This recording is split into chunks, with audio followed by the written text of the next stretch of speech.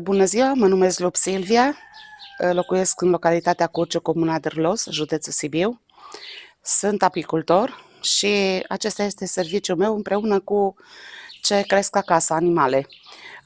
Avem porci, avem vaci, am o grădină de legume din care ne ducem traiul de zi cu zi. Iubesc foarte mult albinele și încurajez o viață sănătoasă și o mâncare sănătoasă. Pentru asta am pregătit miere.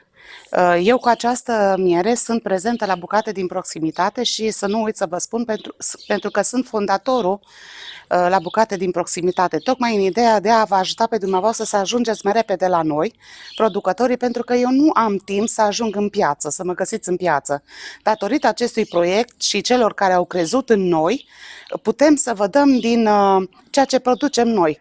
Ceea ce producem noi oferă sănătate, vă oferă o stabilitate la familie și totodată vă oferă o plăcere de a gusta din bunătățile pe care le producem noi. Vreau să încep cu mierea de salcâm. Mierea de salcâm e din anul acesta, 2023, după cum se vede. Nu facem pastoral, tot ce se adună și pregătesc albinele mierea pentru noi este de aici, din hotarul Curciului. Vreau să vă spun de mierea de salcâm din punct de vedere al apicultorului.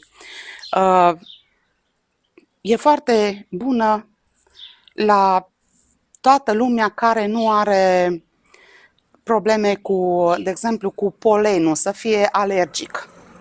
Sau probabil o parte din gradul de diabetici. Dar o recomand pentru că e ca un fel de aspirină naturală. Și dacă observați în celălalt borcan aici, am căpăceală. Căpăceala este din fagurul care sigilează complet celula. Deci când mierea este maturată și ventilată, de nu mai are apă, atunci albinele o sigilează cu un capac de ceară. Noi, ca să putem extrage mierea, noi trebuie să îndepărtăm acel capac cu o fârculiță și după aceea punem în centrifugă. Recomand un borcan de 800, deci 1 kg, pentru o singură cură. Nu recomand o jumătate de kilogram pentru că s-ar putea să nu aibă efectul pe care normal trebuie să-l aibă. Și atunci, această căpăceală, cum o numim noi stupare, se mestecă precum guma de mestecat, dar nu se înghite ceara. Și 15 minute în fiecare zi să faceți un exercițiu și dacă faceți acest exercițiu înainte de luna lui septembrie, atunci aveți garantat o imunitate în timpul sezonului rece.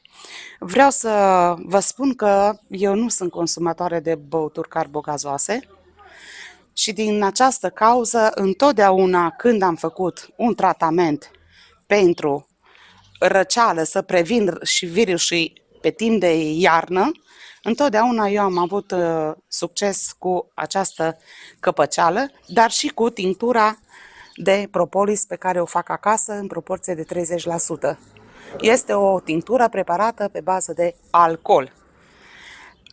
Tinctura de propolis se poate lua câteva picături pe pâine sau, de exemplu, cum facem noi acasă, începând din luna lui septembrie, mai pune bărbatul meu și în vin. Și seara mai bem un pahar de vin. Și atunci, cu o consumație de un pahar de vin, ne putem face și tratamentul pe timp de iarnă contra răcelilor și virusurilor. Ce pot să vă mai arăt aici? Avem fagure la borcan, tot fagure din acest an, după cum se vede. El are proprietăți, dar nu așa de multe ca o căpăceală, pentru că o căpăceală are și propolis, și polen, ceara respectivă și are mai multe proprietăți, dar poate fi indicat și acesta. Grijă la copii. Deci copiii sub 3 ani de zile nu prea recomand fagure. Peste 3 ani de zile, 4, da, recomand fagure. Aveți grijă să nu se nece. Avem aici așa, tot din 2023, miere de rapiță. Mierea de rapiță zahărisește. poate să vă spună toate studiile pe care le căutați pe internet. Ea așa, e ea. Zaharisește. Într-o săptămână, jumate, două, zaharisește. Floarea soarelui în câteva zile.